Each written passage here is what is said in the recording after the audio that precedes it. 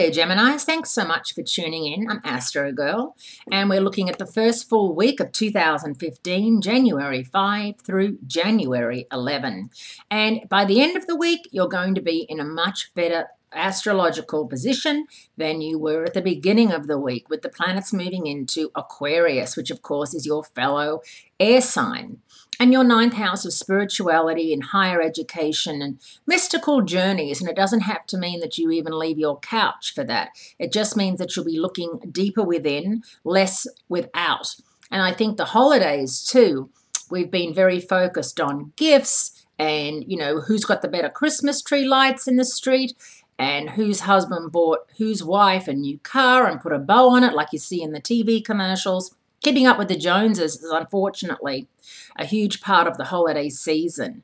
And, you know, Secret Santa can be stressful for people because they're only supposed to spend a certain amount of money, and yet everyone spends more money to outdo each other. It gets ridiculous, and it's due to the fact that we're all under the guise of spending more money and the bigger, better present and the bigger, better, you know, wrapping and all that sort of business.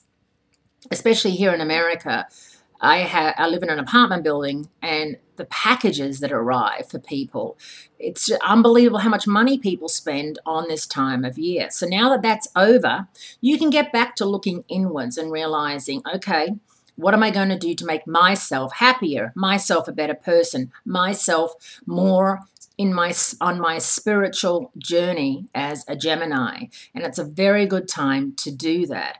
And by the weekend, Mercury will join Venus, will join Mars in Aquarius, which is going to be fabulous.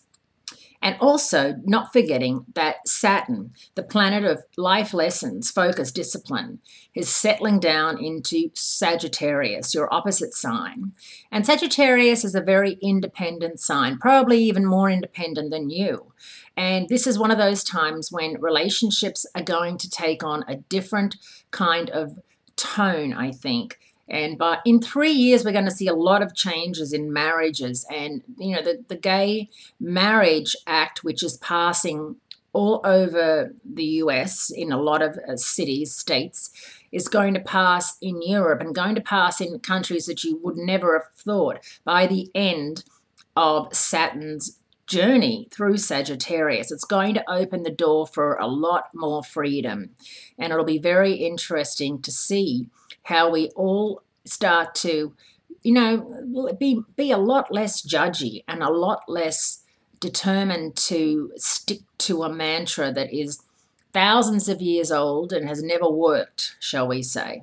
So I really want to put that out there, that we're moving into a much freer society, and it's wonderful that Saturn has made that move. And for you, it's in your relationship zone. If you're single, you're going to be mingling a lot more this year, and this is actually a really nice time to meet someone born under the sign of Sagittarius or Aquarius. Have a great week, great speaking to you, and I'll speak to you again next week, Geminis.